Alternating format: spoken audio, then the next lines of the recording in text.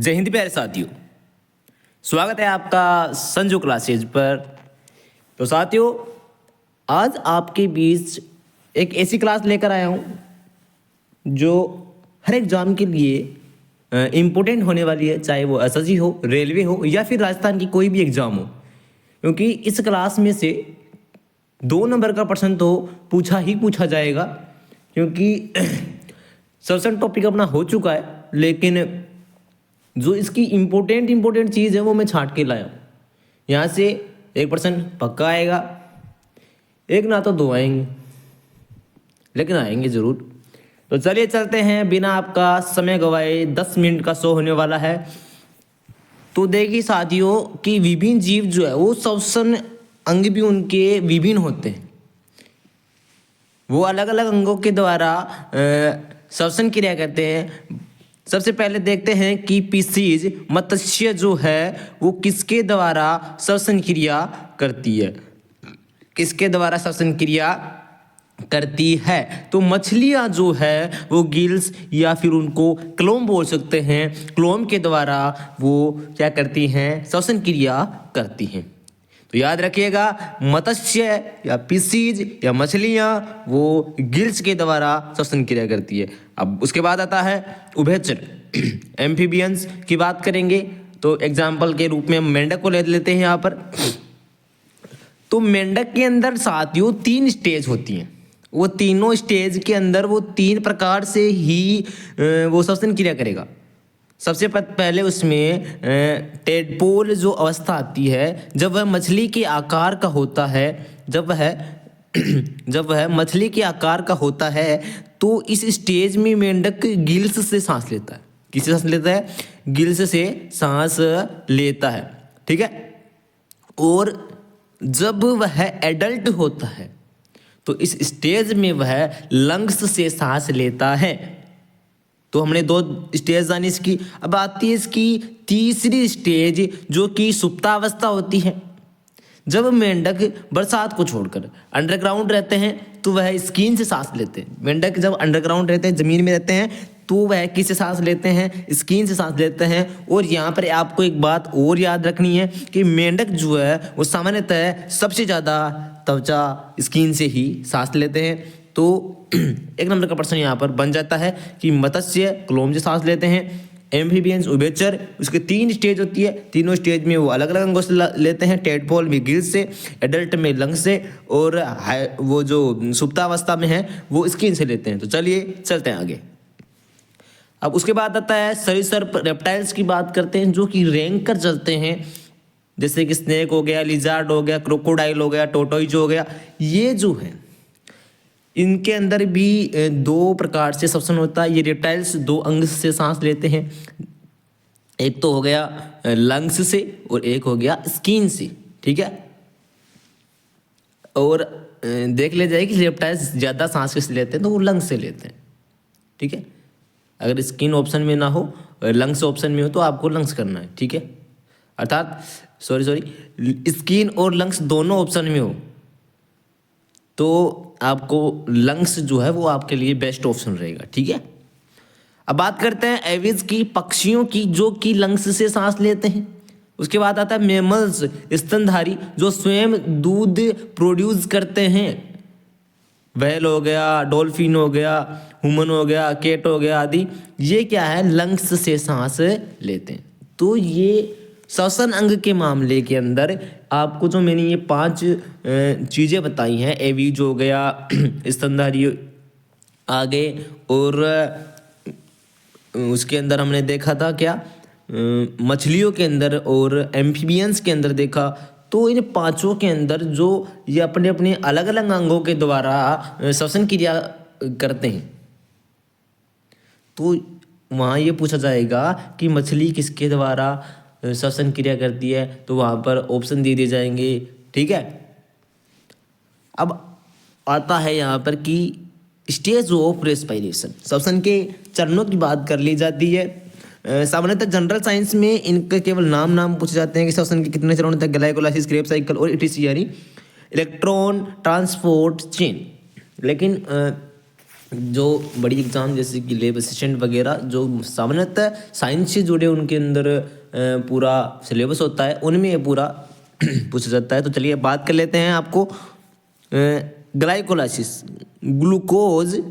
Glycolysis के अंदर क्या होता है, ग्लूकोज को तोड़ना ग्लाइकोलाइसिस कहलाता है। यह अवायवीय श्वसन होता है, यह कोशिका द्रव्य में होता है। स्थान पूछ लिया जाए कि ग्लाइकोलाइसिस कहाँ होता है, तो कोशिका द्रव्य में होता है। ग्लाइकोलाइसिस में कौन सा श्वसन होता है, तो अवायवीय श्वसन होता है। ग्लाइकोलाइसिस क्या है, ग्लूकोज को तोड़ना ही ग्लाइकोलाइसिस है। ग्लूकोज टूट करके पायरुविक एसिड में बदल जाता है, पायरुवेट में बदल जाता है, तो उसको क्या बोलेंगे, ग्लाइकोलाइसिस। और दूसरी हम चरण की बात करें, क्रेब्स साइकिल की बात करें, तो वह वो उसमें क्या होता है, वायवीय श्वसन होता है। और इसका जो स्थान है ये कहाँ पर होता है, तो साथियों ये माइटोकॉन्ड्रिया में होता है। किस में होता है, माइटोकॉन्ड्रिया के अंदर होता है। क्रेब्स साइकिल का उत्पाद, इसका उत्पाद होगा, ठीक है। और ईटीसी यानी इलेक्ट्रॉन ट्रांसपोर्ट चेन, यह भी वायवीय श्वसन है, यह भी माइटोकॉन्ड्रिया में होता है। इसके अंदर आयंस का ऑक्सीकरण होता है, जिससे आयंस एनर्जी में परिवर्तित हो जाते हैं। आयंस किस में परिवर्तित हो जाते हैं, एनर्जी में। तो हमने 3 चरणों की बात की, glycolysis, Krebs cycle, electron transport chain. Glycolysis जो है वो किस में होता है, कोशिका द्रव्य में होता है। क्रेब्स साइकिल माइटोकॉन्ड्रिया में होता है, और आपका एटीसी भी माइटोकॉन्ड्रिया में होता है। याद रखना, 1 नंबर का प्रश्न यहाँ से भी आ सकता है। 3 स्टेज की बात कर ली हमने। अब बात करेंगे हम, इम्पोर्टेंट होने वाला है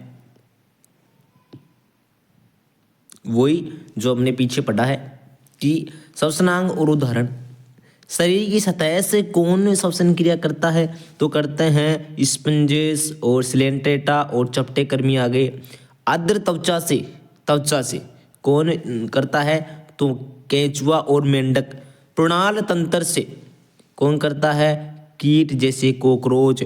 फेफड़े से लंग्स से श्वसन क्रिया कौन करता है, तो सरीसृप आ गया, पक्षी आ गया, स्तनधारी आ गया, और मेंढक भी करता है, लेकिन ज़्यादातर वह स्किन से करता है। गिल्स की बात करें तो गिल्स से कौन करता है, तो जलीय ऑर्थोपोडा, मोलस्का और मत्स्य। बात आती है बुक लंग्स की। देखो बुक लंग्स की बात याद रखनी है आपको, एक और याद रखनी है बुक गिल्स की।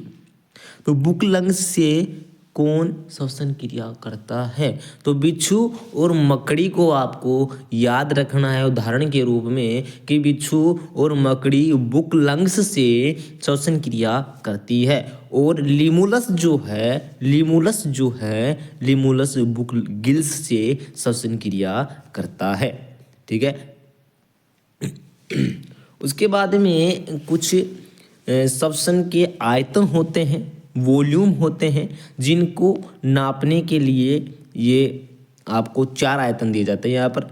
प्रथम आयतन टीवी होता है, यानी ज्वारीय आयतन, जिसको टीवी ही आपके वहाँ पर आएगा एग्जाम में, टीवी याद रखना है। ज्वारीय आयतन यानी 500 ml सामान्य श्वसन में ग्रहण की गई और छोड़ी गई वायु का आयतन। ज्वारीय आयतन क्या होता है, श्वसन को ग्रहण करना और छोड़ना का आयतन क्या है, ज्वारीय आयतन। और अंतःश्वसन आरक्षित आयतन यानी IRV क्या है, तो वो है 2500 से 3000 ml होता है। ज्वारीय आयतन कितना होता है, 500 ml होता है। और अंतःश्वसन IRV क्या होता है, तो वो होता है 2500 से 3000 ml। बलपूर्वक अंतःश्वसन द्वारा ग्रहण की गई वायु का आयतन, यानी एकदम से अपन वायु को ग्रहण करते हैं बलपूर्वक, तो जो वो वहाँ पर आयतन होता है वो 2500 से 3000 ml का, उसको बोलते हैं IRV, ठीक है। अपने को ये याद रखना है। वहाँ पर पूछ लिया जाता है कि ज्वारीय आयतन कितना होता है, 500 ml होता है। सामान्य पुरुष में IRV कितना होता है, 2500 से 3000 ml होता है, ठीक है। और दूसरी बात आती है ERV की। ERV यानी बलपूर्वक एक्सपायर की गई वायु का आयतन, बाहर निकाली गई वायु का आयतन। बलपूर्वक बाहर छोड़ने की जो आयतन है वो है 1000 से 1100 ml। आपको इनकी मात्रा याद रखनी है, ठीक है। और RV जो है वो क्या है, 1100 से 1200 ml होता है। वायु का वह आयतन जो कभी भी बाहर नहीं निकल सकती, मतलब एक ऐसा आयतन जो हमेशा रहता है बॉडी में, चाहे आप कितनी ऑक्सीजन लो या फिर कितनी गैस को आप बाहर निकालो, तो वो इस पर डिपेंड नहीं करता है, ठीक है। तो आपको इनकी आयतन याद रखने। अब हम बात कर लेते हैं श्वसन संबंधी रोगों की। यहाँ पर भी आपको एक क्वेश्चन पूछ लिया जाता है। तो श्वसन संबंधी रोगों में अस्थमा या दमा आता है। श्वसनी एवं श्वसनिकाओं में संक्रमण हो जाता है, श्वास लेने में दिक्कत आती है। यह है अपना अस्थमा रोग। और दूसरा रोग आता है यहाँ पर वात स्फीति, जिसके अंदर यह रोग सिगरेट या स्मोकिंग जो लोग करते हैं उससे होता है, स्मोकिंग से होती है। इस रोग में एल्वियोलाई की भित्ति क्षतिग्रस्त हो जाती है। श्वसन गैस एक्सचेंज एरिया घट जाता है। श्वसन गैस का जो एक्सचेंज एरिया है वो घट जाता है। तो यहाँ पर ये वातस्फीति का लक्षण है, ठीक है। और बात करेंगे हम सिलिकोसिस की। सिलोकोसिस की बात करेंगे, जो कि व्यावसायिक विकार भी है। व्यावसायिक श्वसनिक विकार है। पत्थर तोड़ने वाले मजदूर खदानों में काम करते हैं। तो काम करने वाले मजदूर व पत्थर की घिसाई करने वाले मजदूरों में होता है। क्यों? क्योंकि वो जो धूल और मिट्टी के कण हैं उनके फेफड़ों में पहुंच करके फेफड़ों को डैमेज कर देते हैं और फाइब्रस ऊतक बढ़ जाते हैं, जिससे लंग्स की सॉफ्टनेस चली जाती है और सिलोकोसिस रोग उनके अंदर हो जाता है। कौन सा रोग हो जाता है? सिलोकोसिस रोग उनके अंदर हो जाता है। तो साथियों, आज की क्लास अपनी 11 मिनट की क्लास थी, लेकिन क्लास बहुत ही इम्पोर्टेंट थी। और अगर आपको अच्छा लगा तो लाइक करें और चैनल पर नए हो चैनल को सब्सक्राइब करें। जय हिंद।